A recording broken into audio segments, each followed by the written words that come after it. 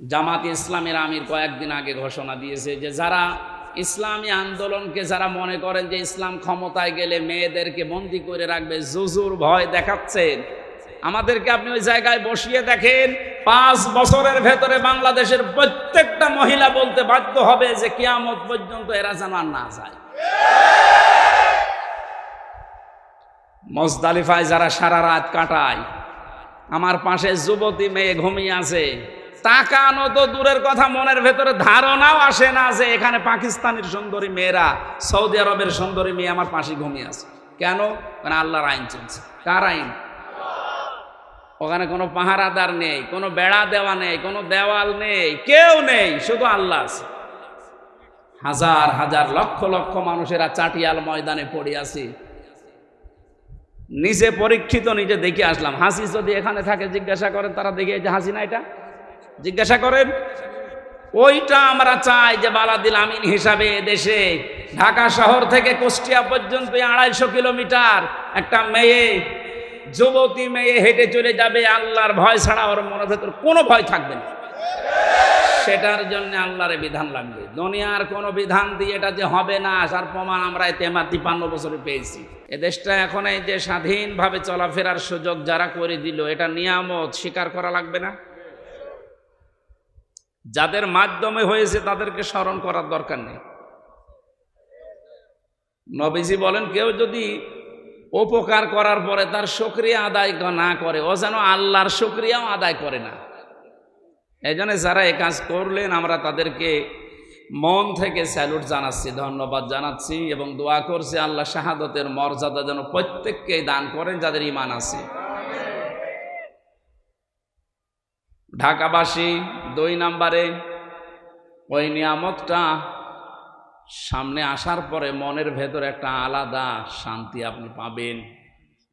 আমরা এখন অনেকেই পাচ্ছি, কিন্তু আলাদা শান্তিটা পাবে না শুধু তারা, ওয়ালা ইয়াজিদুজ যালিমিনা ইল্লা খাসারা। জালেম যারা, তারা কোনো নিয়ামত পাওয়ার পরে শুকরিয়া আদায় করার জন্য মনে আনন্দ পাবে না, ওদের শুধু ক্ষতি বৃদ্ধি হতে থাকবে। এই জন্য দেখেন, যারা জুলুম করেছিল সবার না, সত্যিকার অর্থে যারা জালেম ছিল, তারা এখন দিন যত যাচ্ছে ওদের কোনো শান্তি নেই, ক্ষতি বৃদ্ধি হচ্ছে। এইটা তো মিলছে না, এটা বানিয়ে বললাম নাকি? তাফসীরের ভাষা অনুযায়ী এখন এটা খাপের খাপ, মুমতাজের বাপ মিলে যাচ্ছে যে নিয়ামত পেলে শুকরিয়া আদায় করার দ্বিতীয় মাধ্যম এইটা, যে আপনার মনে একটা আনন্দ আসবে, শান্তি পাবেন একটা। কিন্তু কাফের যারা, জালেম যারা, তাদের জন্য কোনো শান্তির ঘোষণা নেই। ওদের দিন যত যাবে ওদের শুধু ক্ষতি বৃদ্ধি হবে। জালেম যারা ছিলেন তারা নিজেদের পায়ে নিজেরা কোড়াল মেরেছেন, কারণ আপনার দুনিয়াও শেষ, পরকাল তো শেষই। কি হলো বলেন তো? আপনার জুলুম করে নিজের জীবনটা ধ্বংস করে দিলেন। এখন যদি বলেন হুজুর তার জন্য একটু দোয়া করেন, কি করব দোয়া করি, কারণ জালেমদের জন্য দোয়া করলে কবুল হয় না। জালেমদের জন্য দোয়া করাও নিষেধ। কত বড় ক্ষতি করে ফেললেন আপনি নিজের। এখানে লিখে দিয়েছেন ইসলাহি মাহফিল, সংশোধনের জন্য বলছি। কত বড় ক্ষতি যে হয়ে গেছে আপনার, এই ক্ষতি আর ওঠার মতো না। রব্বুল আলামিন জানিয়েছেন, এই পৃথিবীর জালেমেরা আল্লাহু লা ইয়াহদিল কওমাজ জালিমিন। হে নবী, জালেমদেরকে আমি হেদায়েত দেই না, সুতরাং ওর জন্য দোয়া করে আমি হামজা করব কি? ইয়াহদি এটা মজারে, বর্তমান, ভবিষ্যৎ, প্রেজেন্ট, ফিউচার, শুধু এখন না, কিয়ামত পর্যন্ত জালেম দুনিয়ায় আসবে, কোন জালেমের জন্য দোয়া করা জায়েজ নেই। এমনকি জালেমের জন্য দোয়া করলে আল্লাহ কবুল করবে না, হেদায়েতও দেবে না। এত রাগ আল্লাহর জালেমদের উপরে। কোরআনে কারিমে সবচাইতে ভয়ঙ্কর মনে হয় আমার কাছে এই আয়াতটা, সূরা শূরা 42 নম্বর আয়াত, 25 নম্বর পারার 6 নম্বর পৃষ্ঠা 13 নম্বর লাইনে আছে। ইন্নামাস সাবিলু আলাল্লাযীনা ইয়াযলিমুনান নাস ওয়া ইয়াবগুনা ফিল আরদি বিগাইরিল হক উলাইকা লাহুম আযাবুন আলীম। এই খেয়াল করে, আমি আমার ঈমান থেকে কথা বলছি। কে আমার দিকে তাকিয়ে আছে, চোখ বন্ধ করে আছে, কি খুশি হবে বেজার হবে না? আমি আমার আল্লাহর দিকে আর আমার ঈমানের দিকে তাকিয়ে বলছি। সত্যি আমি মন থেকে কথাগুলো বলছি, আপনি একটু ভাবেন। আল্লাহ বলেন আমি নিজে মামলা দেব জালেমদের বিরুদ্ধে। খেয়াল করেছেন কত ওজনে কথার? সরাসরি মামলার বাদী আল্লাহ নিজে কেস করবেন। কে? আপনার মনের ভেতরে যদি এরকম কিছু থাকে তো ভয়তে কেঁপে ওঠার কথা যে আল্লাহ মামলার বাদী। আপনার তো অনুভূতি আমি দেখছি না। এখন যদি বলা হয় ডক্টর মোহাম্মদ ইউনূস আপনার নামে মামলা করবে, আপনার মনে হয় খাওয়া দাওয়া বন্ধ হয়ে যাবে। এবং সর্বোচ্চ জায়গায় এখন তিনি আছেন। এরকম ডক্টর ইউনূস পৃথিবীর ময়দানে আছে এখন 228 জন। কারণ 228টা রাষ্ট্র আছে এই দুনিয়ায়, প্রত্যেকটা রাষ্ট্রের আলাদা একজন প্রধান আছে, না নেই? তার ভেতরে ডক্টর মোহাম্মদ ইউনূস একজন।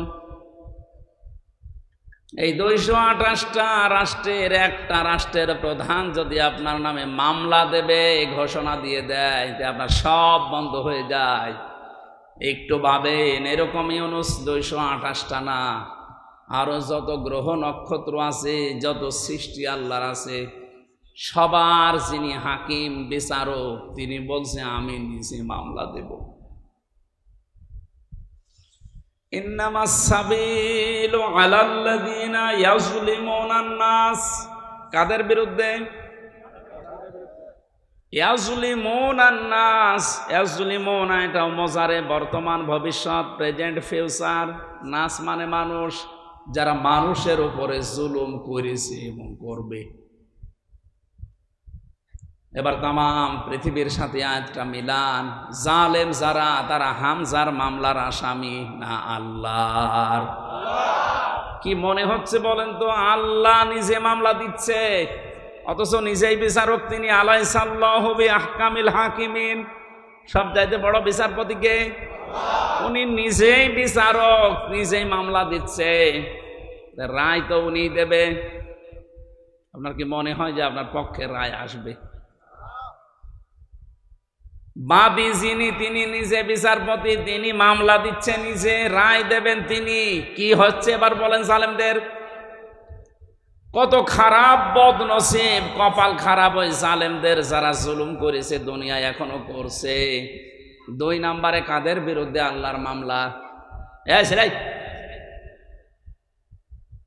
আমার মনে হয় দ্বিতীয় আয়াতের দ্বিতীয় শব্দটা না বললেই ভালো হয়, এটা একটু ঝামেলা আছে। ওয়ায়াবগুনা ফিল আরদি বিগাইরিল হক। পৃথিবী শান্ত হয়ে যাওয়ার পরে আবার যারা বিশৃঙ্খলা তৈরি করার জন্য চেষ্টা চালায়, তাদের বিরুদ্ধে আল্লাহর মামলা। 5 তারিখের পর থেকে আজকে 27 তারিখ, এই কয়দিনে কতবার বিশৃঙ্খলা তৈরি করার জন্য অনেকে চেষ্টা চালিয়েছে, এখনো চালিয়ে যাচ্ছে। সুতরাং যারা এগুলো করছেন, আপনার বিরুদ্ধে ডক্টর ইউনূসের মামলা না, আল্লাহর মামলা আপনার বিরুদ্ধে। আপনি এখন সব কিছু সামনে নিয়ে এসে এটা করা লাগবে, ওটা করা লাগবে, তো 15 বছর কোথায় ছিলেন?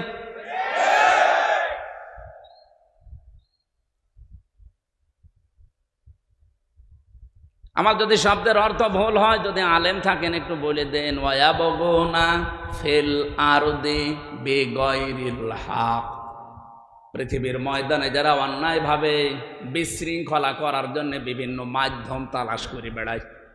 দেখেন তো মাঝে মাঝে এক একটা ইস্যু তৈরি করে মাধ্যম তালাশ করে খালি কি করে বিশৃঙ্খলা তৈরি করা যায় চেষ্টা চালিয়েই যাচ্ছে।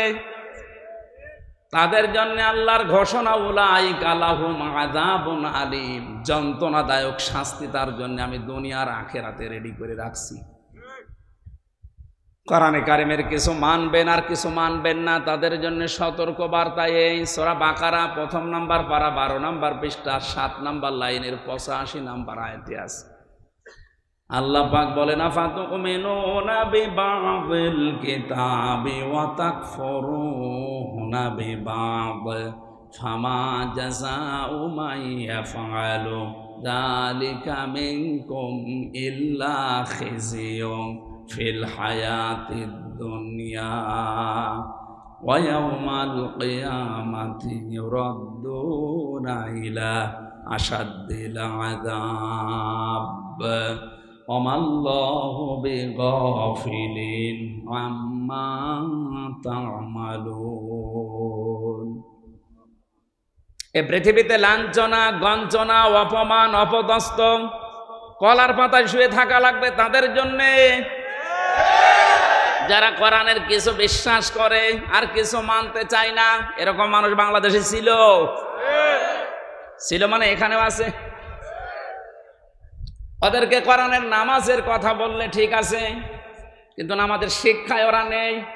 নামাজ পড়তে বলবেন, তাহাজ্জুদ মিলে ৬ ওয়াক্ত পড়বে, কিন্তু নামাজের যে ২৭টা শিক্ষা একটা বলতে শুরু করে তখন বলবে এটা রাজনীতি। নামাজের প্রথম শিক্ষা কি? এই যে কাতার সোজা করো, ইমাম সাহেব বলে না বারবার? আমি তো কাবায় যতবার নামাজ পড়েছি, কাবার ইমাম, মসজিদে নববীর ইমাম বারবার একামত হয়ে যাওয়ার পরেই মাইকে ঘোষণা দেয় আরবিতে, বাংলা হচ্ছে কাতার সোজা করো, এই কাতার সোজা করো ৩ বার বলে। ওই সময় বুঝি নাই ১৬ সালে, এখন টের পাচ্ছি যেটার গুরুত্ব কি। কেন বারবার ৫ ওয়াক্ত নামাজের আগে কথা বলা লাগবে ইমাম সাহেবের, তাও একামত হয়ে যাওয়ার পরে? এই জন্যে বারবার কথা নবীজি জানিয়েছেন যে কাতার যদি সোজা না থাকে, যার জন্যে কাতার বাঁকা হবে সেই লোকটা হেদায়েত থেকে চিরবঞ্চিত হয়ে যাবে। এতটুকু শেষ না ব্যাখ্যা? ২য় নম্বর, কাতার সোজা করার ভেতরে যে একতা, ঐক্যবদ্ধ মানুষ, যেভাবে কাতারের ভেতরে কোনো দল মত রাখে না যে এখানে সবাই এক, কারণ এখানে আল্লাহর বিধান পালন করা হবে। কয়টা? হ্যাঁ, না, আল্লাহর বিধান এখানে পালন করা হবে একটা, তার নাম সেজদা। নাম কি? সেজদা দেওয়ার জন্যই তো এত আয়োজন, নাকি অন্য কোনো উদ্দেশ্য আছে? সেজদা দেওয়ার জন্যই মানুষের এত আয়োজন। বিশাল মসজিদ বানিয়েছে, হচ্ছে না। আবার শুনলাম যে 2 তলা করবে, ওই যে গাছতলায় বাসতলায়, ওখানেও নাকি মানুষ বৃষ্টির ভেতরে নামাজ পড়ে। কি গুরুত্ব দিয়ে 2 তলা মসজিদ বানাচ্ছে, মানুষ যেন কষ্ট না পায়। 5 ওয়াক্ত আযান দেওয়ার জন্য আলাদা একজন মুয়াজ্জিন আছে, এটা পরিষ্কারের জন্য খাদেম আছে, টয়লেট এবং ওযুখানার জন্য আলাদা ক্লিনার আছে, আলাদা।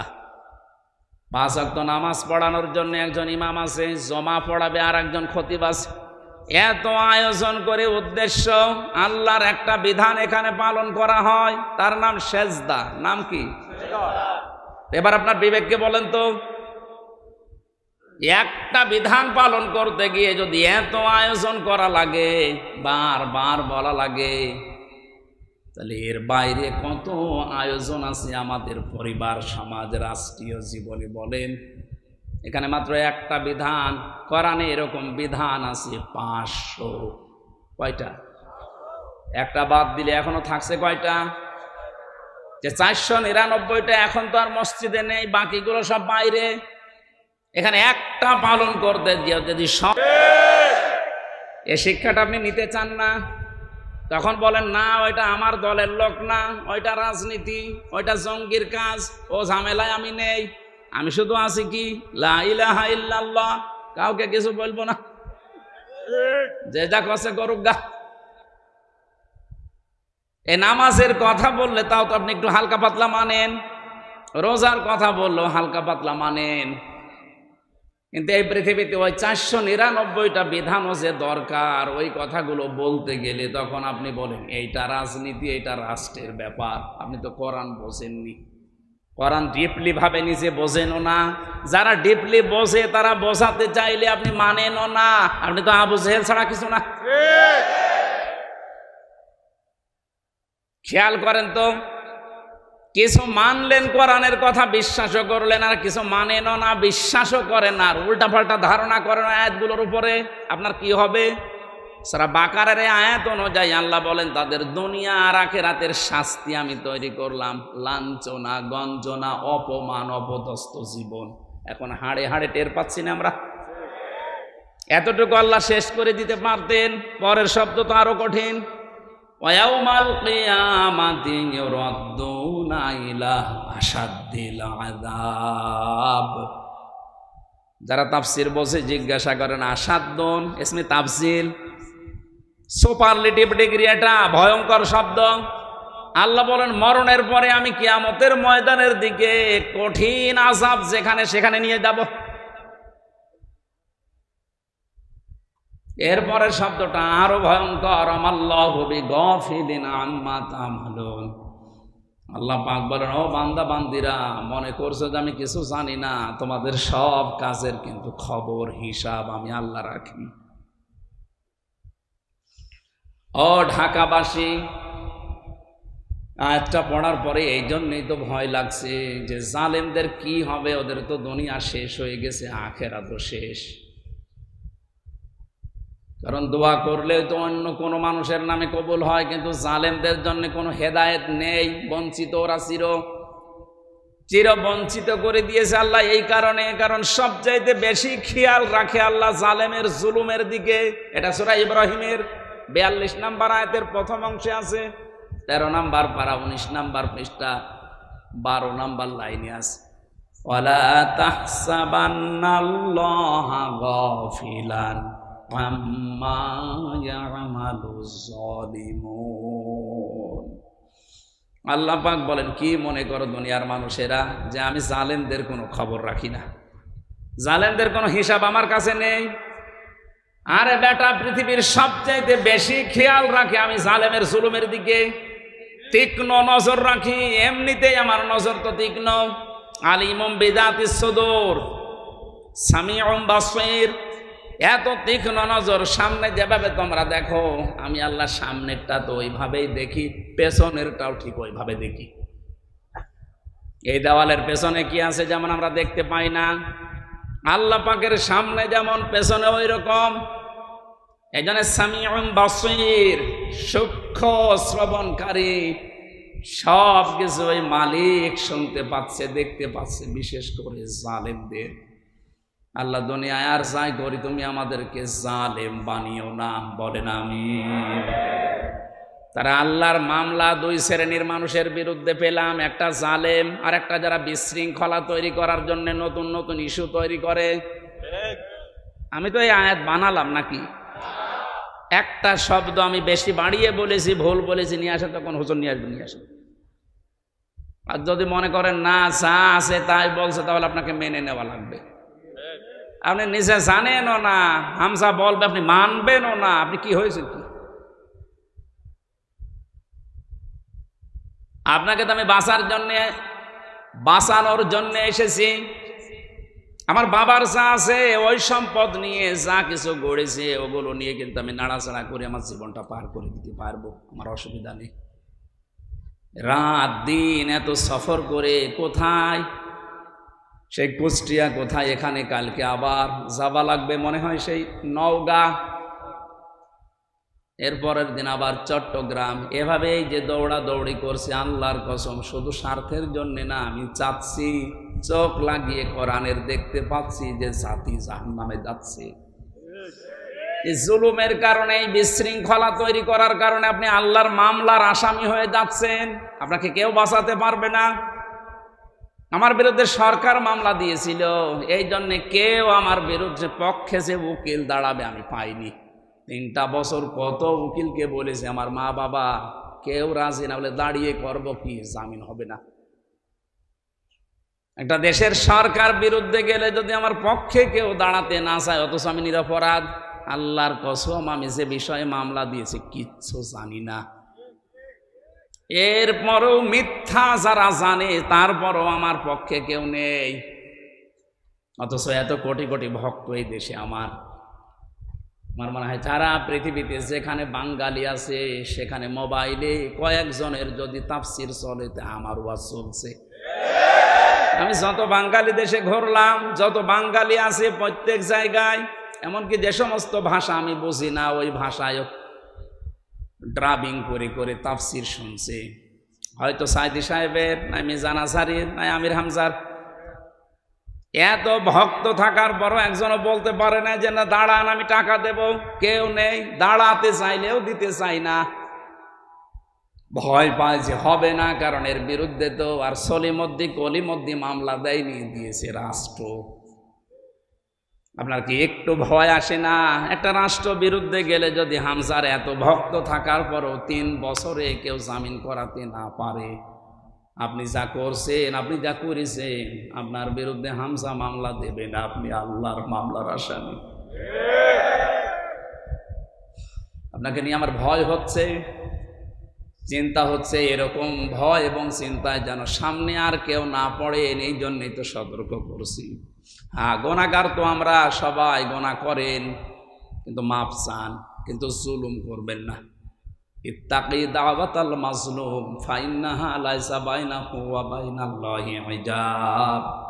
সব চাইতে বেশি সতর্ক থাকবা জালেমের, সব চাইতে বেশি সতর্ক থাকবা পৃথিবীর মানুষেরা মজলুমের বরদোয়া থেকে। কারণ মজলুমের বরদোয়া আর আল্লাহর ভেতরে কোনো হিসাব নেই, পর্দা নেই। ও কিছু বললেই কবুল হয়ে যায়।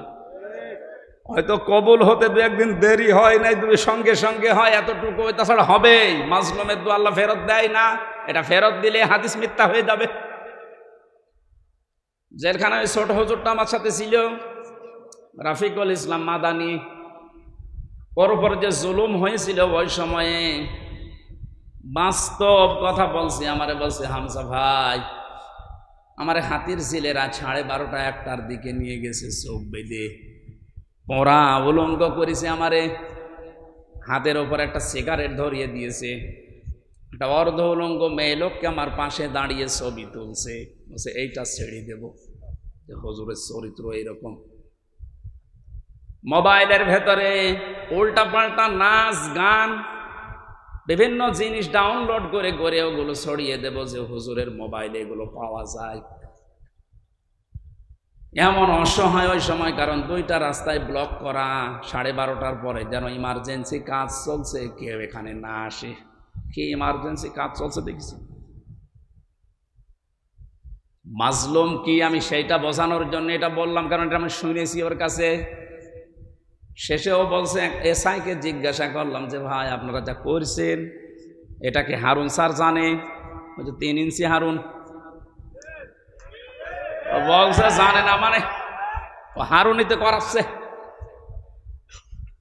অথচ রিমান্ডে থাকতেও কত ভালো ভালো কথা আমার সাথে বলছিল, কত ভালো আচরণ দেখাচ্ছিল। তলে তলে যে এত বড় ক্ষতি করবে আমি বিশ্বাসও করতে পারি নাই। এই জন্যে জিজ্ঞাসা করলাম যে হারুন স্যার কি এটা জানে? জানে না মানে উনি করাচ্ছে। সে এত অসহায় আমার কাছে মনে হচ্ছিল ওই সময় যে আমার তামাম পৃথিবীতে মনে হয় আল্লাহ বাদে আর কেউ নেই। কিসের মা বাবা, আত্মীয় স্বজন, দলের লোক সব শেষ। ওই মুহূর্তেই দোয়া করেছেন, আল্লাহ আমাকে যেভাবে যা কিছু ওরা দেখেছে, যারা যারা এর সাথে জড়িত, ওদের সব কিছু এভাবে তুমি দেখিয়ে দিও। আল্লাহ যে কবুল করেছে তার প্রমাণই হারুন। যদি মিথ্যা মনে হয়, আপনি 3 ইঞ্চি শোনেননি? তাম দুনিয়ার মানুষের ভিডিও দেখে ওরা এখন বাইরে আসার কোনো কায়দা আছে? বাইরে আসলে তো মানুষ পিটিয়ে মেরে ফেলবে, আর বের হলেই আওয়াজ শোনে 3 ইঞ্চি। কি একটা আওয়াজ বলেন!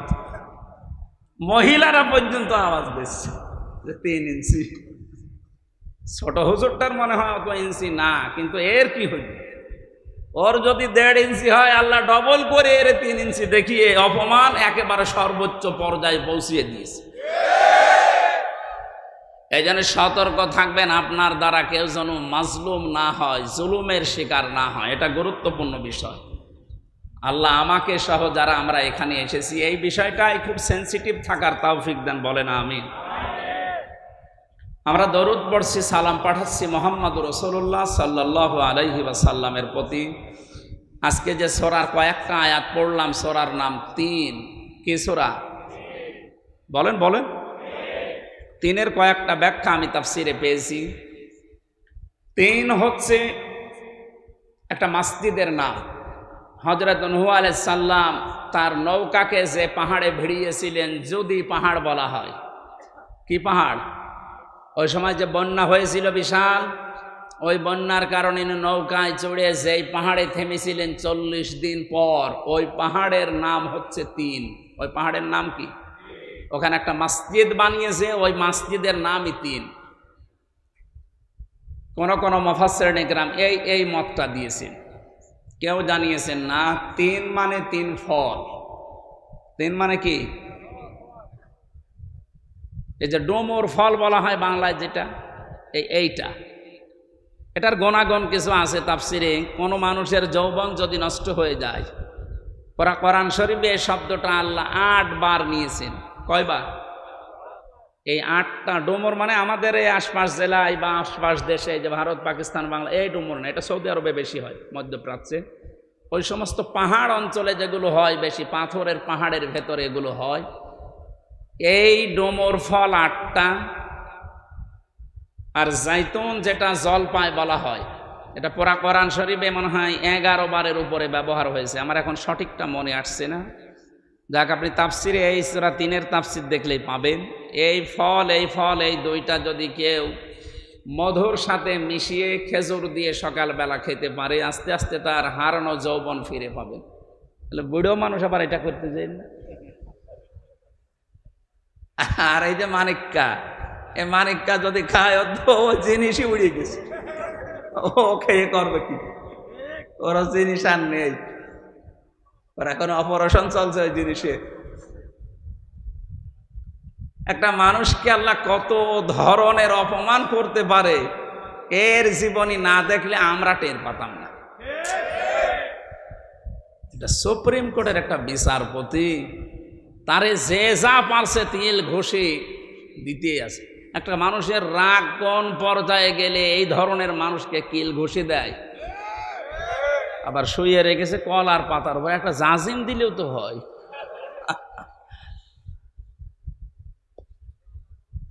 এই দেখেন, এখানে বড় কবিরাজ বসে আছে, হাফেজ মাওলানা আলহাজ আব্দুল জলিল।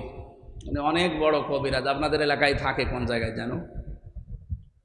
আল্লাহ রাব্বুল আলামিন 3 জাইতুন এগুলোর কসম কেটে কিছু গুরুত্বপূর্ণ জিনিস আমাদের দৃষ্টি আকর্ষণ করেছেন। ওয়াত্তিনি ওয়াজাইতুনি ওয়া তুরি সিনিনা ওয়া হাদাল বালাদিল আমিন। এই যে জাইতুন যে শব্দটা আমি তাফসিরের ভেতরে পেয়েছি ইবনে কাসিরে, হযরতে মুসা আলাইহিস সালাম, হযরত ঈসা নবী আলাইহিস সালাম, এই যে মসজিদ নিয়ে এখনো পর্যন্ত গন্ডগোল থামে না। বাইতুল মুকাদ্দাস, ওখানে যে মসজিদ আছে, এই মসজিদের নাম হচ্ছে জাইতুন। কোন কোন তাফসিরে পেয়েছি আল্লাহ এই সমস্ত কথা কসম দিয়ে দিয়ে বলছিলেন। ওয়াত্তিন, এর আগে ওয়া আছে, এটা ওয়ায়ে কসমিয়া। এখানে শিক্ষা কি? আমি যতগুলো তাফসিরে এই ওয়ার সাথে মিলিয়েছি, মুফাসসিরিন ইকরাম লিখেছেন আল্লাহ কসম দিয়েছেন কেন? কারণ যে বিষয়টা উনি বোঝাতে চাচ্ছেন, ওই বিষয়টা মানুষের জীবনের সাথে সম্পর্কিত। যে বিষয়ের সাথে সম্পর্কিত আলোচনা আল্লাহ করতে চান, ওই বিষয়ের কসম আল্লাহ আগে দেন। মানুষের জীবনের সম্পর্ক যেহেতু সময়ের সাথে, এই জন্য সময়ের কসম দেওয়ার আগে আল্লাহ ওয়া ব্যবহার করেছেন, ওয়াল আসরে, সময়ের কসম। যে বিষয়টা আমি আবার বলছি, উনি যেটা জানাতে চায়, ওই বিষয়টার আগে উনি কসম করেন মানুষকে সতর্ক করার জন্যে। আমরাও তো দুনিয়ায় কসম করি বা করব, কার নামে? আল্লাহর চাইতে বড় যেহেতু আর কেউ নেই, এই জন্য আমাদের কসম করা লাগবে শুধুমাত্র আল্লাহর নামে, তাছাড়া আর কারো নামে কসম করা জায়েজ নেই। কিন্তু উনি যেহেতু বড়, ওনার চাইতে আর কেউ বড় নেই, ওনারও তো কসম করা লাগছে। উনি কসম করেন তখন এইটা দেখে যে আমি কি বলতে চাই ওই বিষয়টা আগে নিয়ে এসে কসম কাটেন। আল্লাহ পাক এখানে যে কথাগুলো বলতে চাবেন তার আগে এই কসমগুলো দিচ্ছেন মানুষের জীবনের সাথে এগুলোর সম্পর্ক। 3 মানুষের শরীরের জন্য, জাইতুন মানুষের শরীরের জন্য, ওয়াতুরি সিনিনা ওয়া হাদাল বালাদিল আমিন। এই যে তুরি সিনিন, সিনাই পর্বতের কসম। এই সিনাই পর্বতে যে ঘাসগুলো জন্ম নেয় এটা মানুষের শরীরের বহু রোগের উপশম এর ভেতরে আল্লাহ রেখে দিয়েছেন। এই জন্য দুনিয়ায় যত রোগ আছে প্রতিটি রোগের ঔষধ আল্লাহ এই গাছ গাছড়া লতা পাতা এর ভেতরে আছে। এনার মতো খুঁজে বের করা লাগবে। হযরতে মুসা আলাইহিস সালামের ঘটনা পড়লাম এই জায়গায়, তাফসীর আকারে কথা বলছি, এজন্যে থেমে থেমে বলছি, আমি সুর দিচ্ছি না। কোরআনে কারিমে হযরত মুসা আলাইহিস সালামকে আল্লাহ 40 জন নিয়ে গিয়েছিলেন কথা বলার জন্যে। যেই ময়দানে তিনি কথা বলতেন ওই ময়দানটার নাম তুরে সিনিন, সিনাই পর্বত বলা হয়। আল্লাহ পাক নিজে তার সাথে কথা বলার কারণে নামটাই পাল্টিয়ে গেছে কালিমুল্লাহ। মুসার নাম কি? তিনি আল্লাহর সাথে কথা বলতেন।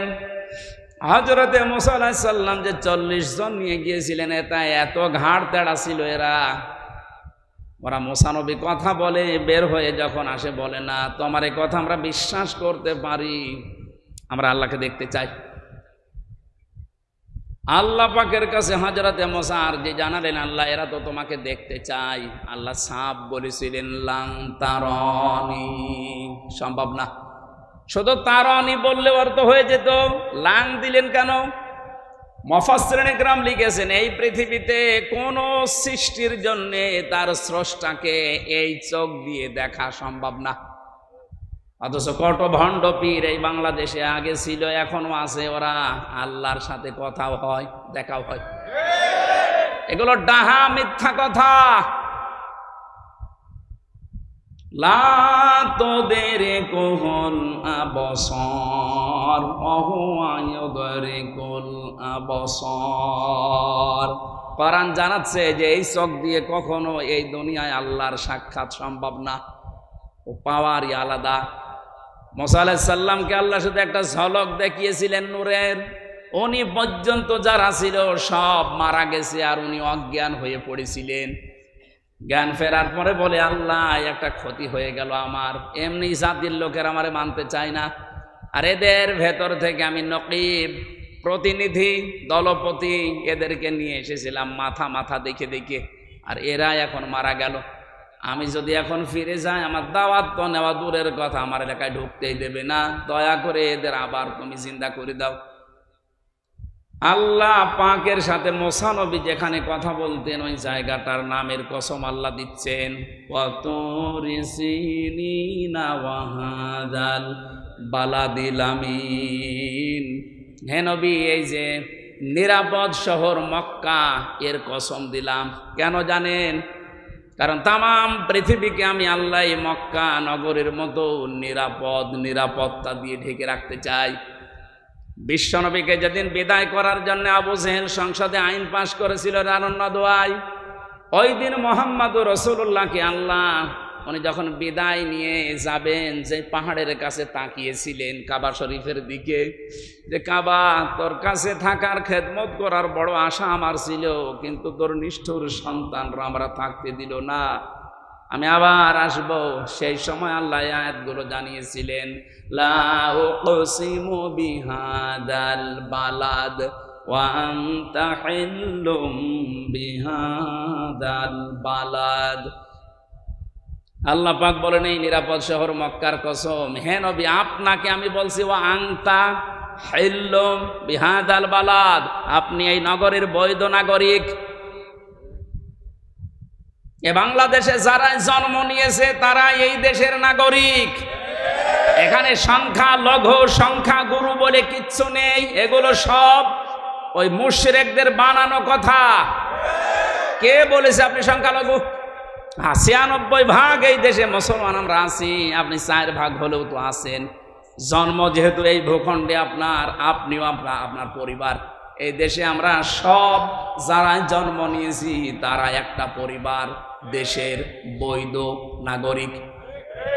বৈধ নাগরিককে যারা অবৈধ ঘোষণা দিয়ে দেশ থেকে তাড়িয়ে দিতে চায়, নিষিদ্ধ করতে চায়, এই মানুষগুলো কোরআনে কারিমের সূরা বালাদের ভাষায় তারাই নিজেরাই অবৈধ। এজন্য বৈধ জিনিসকে যারা ঘোষণা দিয়েছিল অবৈধ, 5 দিনের মাথায় আল্লাহ তাদেরকে অবৈধ বানিয়ে দিয়েছে। আমি মনে হয় বেশি বলে ফেললাম। কেন আল্লাহ মক্কা নগরের কসম দিলেন আর বললেন বালাদিল আমিন, এটা নিরাপদ শহর? কোরআনে কারিমের বহু জায়গায় আল্লাহ এই আয়াতটার ব্যাখ্যা দিয়েছেন। সূরা আলে ইমরানের ভেতরে আল্লাহ জানিয়েছেন, হে নবী, এ মক্কা নগরী এত নিরাপত্তা বেষ্টিত একটা শহর আমি বানিয়েছি, কেউ যদি হেরেম শরীফের এলাকায় প্রবেশ করে তাকে মেরে ফেলা জায়েজ নেই, এত নিরাপদ, সে যত অপরাধী হোক। আমার মনে হয় কোরআনে কারিমের এই নিয়ম নীতি বিশ্বনবী যখন চালু করতে পেরেছিলেন, পুরা মক্কা নগরী না, পুরা আরব জাহানকে আল্লাহর নবী এমন বানাতে পেরেছিলেন যেন মায়ের কোলে মানুষ আছে। ওই দৃশ্যটা আমরা এখন দেখতে চাই।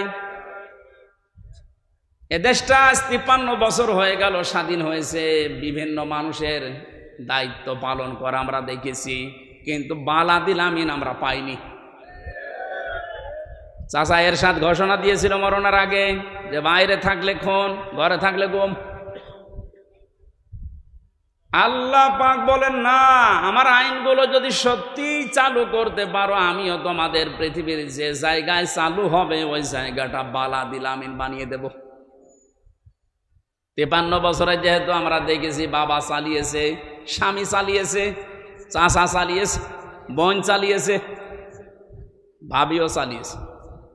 এখন শুধু দেখতে বাকি আছে যে কোরআন দিয়ে চললে দেশটা কেমন দেখা যায়। বালাদিল আমিন যদি সত্যি দেখতে চান, আল্লাহর কসম দিয়ে আমি বলতে পারি, কোরআনের নিয়ম নীতি যেগুলো আছে 500 আয়াত শরীয়তের বিধান, কয়টা? এর ভেতরে সংসদে কায়েম করার মতো আছে 73টা। কয়টা? এই 73টা ধারা যদি সত্যি আমরা কায়েম করে দিতে পারি, সারা বাংলাদেশটা আমার আল্লাহ বালাদিল আমিন বানিয়ে দেবেন। বিশ্বাস যদি না হয় আপনি কায়েম করে দেখেন। জামাত ইসলামের আমির কয়েকদিন আগে ঘোষণা দিয়েছে যে যারা ইসলামী আন্দোলনকে যারা মনে করেন যে ইসলাম ক্ষমতায় গেলে মেয়েদেরকে বন্দি করে রাখবে, জুজুর ভয় দেখাচ্ছেন, আমাদেরকে আপনি ওই জায়গায় বসিয়ে দেখেন, 5 বছরের ভেতরে বাংলাদেশের প্রত্যেকটা মহিলা বলতে বাধ্য হবে যে কিয়ামত পর্যন্ত এরা যেন আর না যায়। মুজদালিফায় যারা সারা রাত কাটায়, আমার পাশে যুবতী মেয়ে ঘুমিয়ে আছে, তাকানো তো দূরের কথা, মনের ভেতরে ধারণাও আসে না যে এখানে পাকিস্তানের সুন্দরী মেয়েরা, সৌদি আরবের সুন্দরী মেয়ে আমার পাশে ঘুমিয়ে আছে। কেন? মানে আল্লাহর আইন চলছে। কার আইন? ওখানে কোনো পাহারাদার নেই, কোনো বেড়া দেওয়া নেই, কোনো দেওয়াল নেই, কেউ নেই, শুধু আল্লাহ আছে। হাজার হাজার লক্ষ লক্ষ মানুষেরা চাটিয়াল ময়দানে পড়ে আছে। নিজে পরীক্ষিত, নিজে দেখে আসলাম। হাসি যদি এখানে থাকে জিজ্ঞাসা করেন, তারা দেখে যে হাসি না, এটা জিজ্ঞাসা করেন। ওইটা আমরা চাই যে বালাদিল আমিন হিসাবে দেশে ঢাকা শহর থেকে কুষ্টিয়া পর্যন্ত 250 কিলোমিটার একটা মেয়ে, যুবতী মেয়ে হেঁটে চলে যাবে, আল্লাহর ভয় ছাড়া ওর মনের ভেতর কোনো ভয় থাকবে না। সেটার জন্য আল্লাহর বিধান লাগবে। দুনিয়ার কোনো বিধান দিয়ে এটা যে হবে না, তার প্রমাণ আমরা 53 বছরে পেয়েছি। সুতরাং আল্লাহ যেটার ঘোষণা দিচ্ছেন, কসম দিচ্ছেন যে এই নিরাপদ শহরের কসম, বাংলাদেশকেও নিরাপদ শহর বানাতে হলে, আমার অধিকারগুলো আদায় করতে হলে আল্লাহর চাইতে আর কেউ নেই। ওনার বিধানটা নিয়ে আসেন, উনি ভালো জানে যে কিভাবে আপনাকে বানিয়েছে। এর পরবর্তী আয়াতগুলোতে আল্লাহ আমাদেরকে আমাদের জীবন সংক্রান্ত যে বিষয়গুলো আছে, যে লাকাদ খালাকনাল ইনসানা ফি আহসানি তাকওয়িম সুম্মা রাদাদনাহু আসফালা সাফিলিন, এই 2টা আয়াতে আল্লাহ আমাদের জীবন সংক্রান্ত, মানুষের চরিত্র, মানুষের গঠন, কিভাবে উঁচা নিচু হয়, নষ্ট হয় মানুষ, কিভাবে এই বিষয়গুলো একটা একটা করে তুলে ধরেছে।